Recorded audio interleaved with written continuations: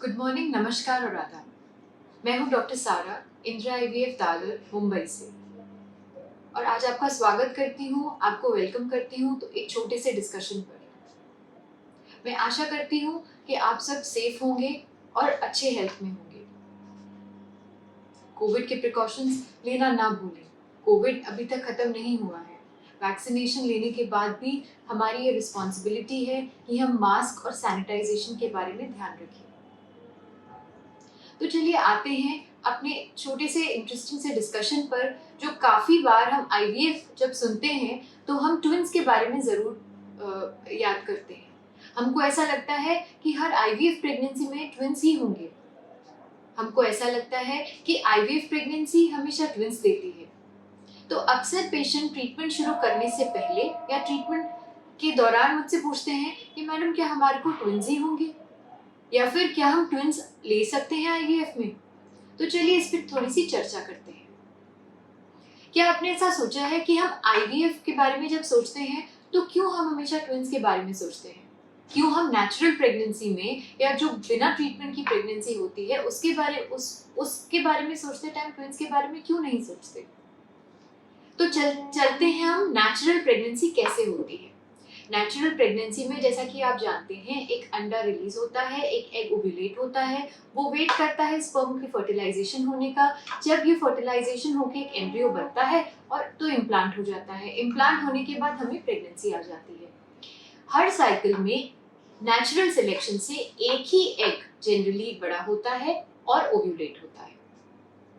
अब बात करते हैं आईवीएफ की। आईवीएफ यानी कि इनफर्टिलिटी ट्रीटमेंट, यानी कि इन विट्रो फर्टिलाइजेशन। जो आपके शरीर में अंदर हो रहा है, हम उसी फर्टिलाइजेशन को बाहर कर रहे हैं। ये ध्यान रखें कि आईवीएफ ट्रीटमेंट की सक्सेस रेट कभी भी 100% नहीं होती। हम आपकी सक्सेस रेट को इंक्रीज करके, उसकी प्रोबेबिलिटी के चांसेस इंक्रीज करके ही आपको रिजल्ट देना चाहते हैं। हम इस प्रोसीजर में ऐसे सारे मेजर्स को अडॉप्ट करते हैं या ऐसे सारे स्टेप्स लेते हैं ताकि आपकी सक्सेस रेट मैक्सिमम हो जाए। उसका एक स्टेप होता है आपके मैक्सिमम अंडे बाहर निकालना, यानी कि आपको गोनाडोट्रोपिन इंजेक्शन देके आपके सबसे ज्यादा एग्स, सही मात्रा में एग्स, सबसे ज्यादा एग्स यानी से एक से अधिकतर एग्स को निकालकर फर्टिलाइज करना हमारा टारगेट होता है। हम आईवीएफ से स्टिमुलेट करके इंजेक्शन देके आपके एक से अधिकतर एग बनाते हैं, यानी कि 8, 10, 12, 15 भी कभी कभी बनते हैं। हम उनको पिकअप की टेक्निक से बाहर निकालते हैं, इक्सी की टेक्निक है आईवीएफ से उसको फर्टिलाइज करते हैं और एम्ब्रियो तैयार कर लेते हैं। ये एम्ब्रियो अक्सर एक से अधिक ही होते हैं, क्योंकि एक से अधिक बनाना ही हमारा टारगेट होता है। एक से अधिक एम्ब्रियो जब अच्छी क्वालिटी के बन जाते हैं तो हम उन्हें एम्ब्रियो ट्रांसफर करने की प्रक्रिया पर आगे लेके जाते हैं। अब यहीं रुक के ये सोचते हैं कि ये एम्ब्रियोज पहले 3 दिन तक कल्चर टेक्निक में ग्रो किए जाते थे। आजकल ये एम्ब्रियोज डे 5 तक लेके जाते हैं, यानी कि ब्लास्टोसिस्ट कल्चर करते हैं। ब्लास्टोसिस्ट कल्चर, जैसा कि मैंने अपने प्रीवियस वीडियो में भी आप लोगों को बताया है कि ब्लास्टोसिस्ट कल्चर का मतलब होता है हम उनको 5 दिन तक ग्रो करके कल्चर में देखते हैं और उनकी क्वालिटी को टेस्ट करते हैं। ऐसा माना जाता है कि अगर 5 दिन तक एक एम्ब्रियो कल्चर में लाइव होता है, एग्जिस्ट करता है, अपनी क्वालिटी मेंटेन करता है, तो उसके प्रेगनेंसी देने के चांसेस काफी अच्छे होते हैं। यानी कि डे 3 से भी अच्छे होते हैं, डे 3 एम्ब्रियो के भी अच्छे होते हैं।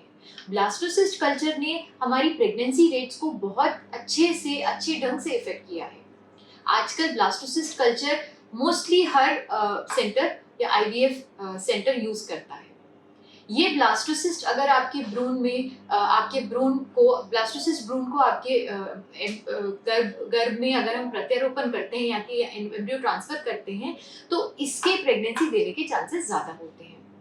अब समझिए कि अब हमने एक से ज्यादा यानी कि 2 ब्लास्टोसिस्ट को आपके भ्रूण में डाला। इसका मतलब ये है कि यहाँ पर आपके डेफिनेटली ट्विंस होने के चांसेस ज्यादा होंगे। हर आईवीएफ सेंटर, अनलेस पेशेंट ये बोले उनको कि हमको एक ही एम्ब्रियो ट्रांसफर करना है, पेशेंट से डिस्कस करके 2 या एक से अधिक ही एम्ब्रियो ट्रांसफर करता है। क्योंकि इस प्रोसीजर में ना तो एम्ब्रियोलॉजिस्ट यानी कि आपके भ्रूण वैज्ञानिक को पता होता है कि वो कौन सा एम्ब्रियो लगेगा दोनों में से, ना ही आपके डॉक्टर को पता होता है। एक बार एम्ब्रियो अंदर छोड़ने के बाद यानी कि यूट्रस में ट्रांसफर करने के बाद बहुत सारे ऐसे फैक्टर्स होते हैं जो प्ले करते हैं।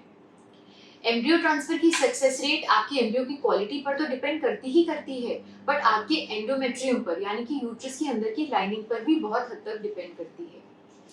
ये यूट्रस की या एंडोमेट्रियम की रिसेप्टिविटी यानी कि उसको एम्ब्रियो एक्सेप्ट करने की क्षमता पर भी डिपेंड करती है, आपके बॉडी के रिएक्शन पर भी डिपेंड करती है। तो हम हर एक अटेम्प्ट में ये चाहते हैं कि आपकी प्रेगनेंसी आ जाए। इसका मतलब ये है कि हम अगर एक से अधिक ब्लास्टोसिस्ट डालते हैं तो हम ये सोच के मान के चलते हैं कि अगर एक ब्लास्टोसिस्ट नहीं इम्प्लांट हुआ तो दूसरा तो लग जाएगा। कई बार 2 ब्लास्टोसिस्ट डालने पर एक प्रेगनेंसी आती है, यानी कि एक ही एम्ब्रियो इम्प्लांट होता है, या तो दूसरा डिसॉल्व हो जाता है या बाहर आ जाता है। बट पेशेंट अक्सर ये पूछता है कि मैडम ये बाहर आ गया तो पता क्यों नहीं चला। ये समझिए कि ये माइक्रोस्कोपिक सेल होते हैं, बहुत छोटे सेल होते हैं जो आंखों से भी नहीं दिख सकते, हम इनको माइक्रोस्कोपिकली देखते हैं। इसलिए ऐसे केसेस में अक्सर एक प्रेगनेंसी लग जाती है। जब आपके दोनों ब्लास्टोसिस्ट या दोनों एम्ब्रियोज बहुत अच्छे ग्रेड के होते हैं, ग्रेड 1 के होते हैं, एंडोमेट्रियम की रिसेप्टिविटी अच्छी होती है, प्रेगनेंसी आ जाती है और ट्विंस लग जाते हैं। अब मानिए प्रेगनेंसी आ गई और ट्विंस लग गए, पहले रिपोर्ट में, पहले सोनोग्राफी में हमें ट्विंस दिखे। बट यहाँ पर ट्विंस कंसीव करना पहले सोनोग्राफी का मतलब ये नहीं है कि आपको एंड तक 9 महीने के बाद ट्विंस ही मिलेंगे। ये समझिए कि ट्विंस कंसीव करने के बाद, पहले सोनोग्राफी के बाद उसके बहुत सारे फेट हो सकते हैं, यानी कि या तो 40% केसेस में ऐसा हो सकता है कि ट्विंस पहले 2 महीने पर गिर जाए, मिसकैरेज हो जाए, उनमें से एक मिसकैरेज हो जाए, या फिर ऐसा भी हो सकता है कि एक का ग्रोथ बहुत अच्छा रहे और एक वैनिशिंग ट्विन बन जाए। वैनिशिंग ट्विन का मतलब है एक एम्ब्रियो अपने आप से ग्रोथ कम होकर बंद हो जाए या उसमें ही अरेस्ट हो जाए। ये दूसरे एम्ब्रियो को किसी भी तरीके से हानि नहीं पहुंचाता है। अब आगे चल के सोचते हैं कि और क्या हार्मफुल इफेक्ट्स हो सकते हैं या डिसएडवांटेजेस हो सकते हैं। यहाँ पर आप ये समझिए कि ट्विन प्रेगनेंसी एक नॉर्मल प्रेगनेंसी नहीं होती है। ट्विन प्रेगनेंसी के को हमें इंक्रीज ब्लीडिंग के भी चांसेस होते हैं, या अबॉर्शन रेट भी ज्यादा होते हैं, या फिर प्री टर्म प्रेगनेंसी के बहुत ज्यादा चांसेस होते हैं, यानी कि समय से पहले डिलीवरी। ये मान के चले कि हमारा यूट्रस नेचर के हिसाब से एक बेबी के लिए बना है। अगर उसमें 2 बेबी आते हैं तो या तो वो वेट कम होता है जब वो पैदा होते हैं, बर्थ होती है, या फिर वो जल्दी ही बर्थ ले लेते हैं, यानी समय से पहले डिलीवरी हो जाती है। हमारे पास 2 टाइप के कपल आते हैं। एक जो कहते हैं कि आईवीएफ भी करा रहे हैं, इतना महंगा ट्रीटमेंट है मैडम, बार बार नहीं लेंगे, अगर ट्विंस हो जाते हैं तो फैमिली कंप्लीट हो जाती है। या फिर कुछ लोग ट्विंस के लिए ही आते हैं, सोच के आते हैं कि आईवीएफ ट्रीटमेंट कराएंगे तो उससे ट्विंस हो जाएंगे। और ये समझ के चलिए कि कुछ पेशेंट्स हमें पहले ही ये बोल देते हैं कि मैडम एक और पहले बच्चा है, ट्विंस तो नहीं चाहिए, तो सिंगल एम्ब्रियो ही ट्रांसफर करें। सिंगल एम्ब्रियो ट्रांसफर करने पे अधिकतर चांसेस में एक ही प्रेगनेंसी आती है, पर कुछ परसेंट ऑफ केसेस में, कम केसेस में ये एक एम्ब्रियो के चांसेस ये भी होते हैं कि वो 2 में स्प्लिट हो जाए और आइडेंटिकल ट्विंस आ जाए, यानी कि ट्विन प्रेगनेंसी के चांसेस एक एम्ब्रियो में भी होते हैं बट काफी कम होते हैं।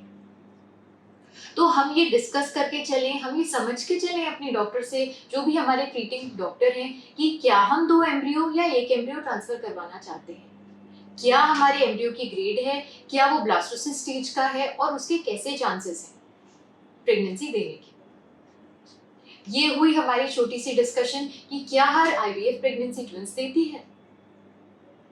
मैं आशा करती हूँ कि आपको आपके थोड़े से मन के सवाल इस डिस्कशन से सॉल्व हुए होंगे। अगर आपके मन में और कोई सवाल है, आप और कोई धारणा रखते हैं, तो आप हमें मैसेज कर सकते हैं या हमारे नंबर पर कॉल करके पूछ सकते हैं। Thank you.